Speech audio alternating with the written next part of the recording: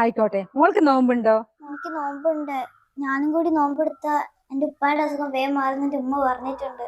ഉപ്പാന്റെ അസുഖമൊക്കെ വേഗം മാറിക്കോളും. മോളിത് കൊണ്ടേക്കാം. വേണ്ട, ഞങ്ങൾ ഈ കഞ്ഞി കുടിച്ച് നോമ്പ് തുറന്നോളാം. മോളെ, ചേച്ചി പറഞ്ഞു മോള് കാര്യാക്കണ്ട. കവറെടുക്കണത് നിന്നാലേ മോൾക്ക് നോമ്പ് തുറക്കുന്ന സമയം വൈകുന്നു പറഞ്ഞിട്ടാണ് കേട്ടോ ആന്റി. മോള് പോയിക്കോ. മോൾക്ക് പടച്ചോന്റെ എല്ലാ അനുഗ്രഹവും ഉണ്ടാകും. നാളെ ആന്റി അങ്ങോട്ടേക്ക് വരുന്നുണ്ട് കേട്ടോ. ശരി.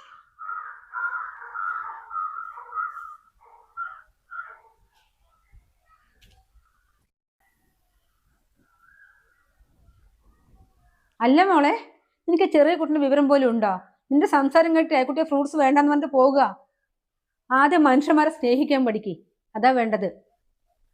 അമ്മേ, എന്നാ നാളെ നമുക്ക് വൈകുന്നേരം ഒന്ന് ആ കുട്ടിയുടെ വീട്ടിലേക്ക് ഒന്ന് പോയാലോ? ഉള്ളവരില്ലാത്തവർ കൊടുക്കണം നമ്മളെ. നമ്മുടെ ദൈവമാണെങ്കിലും അവരുടെ ദൈവമാണെങ്കിലും പറഞ്ഞിട്ടുള്ളത്.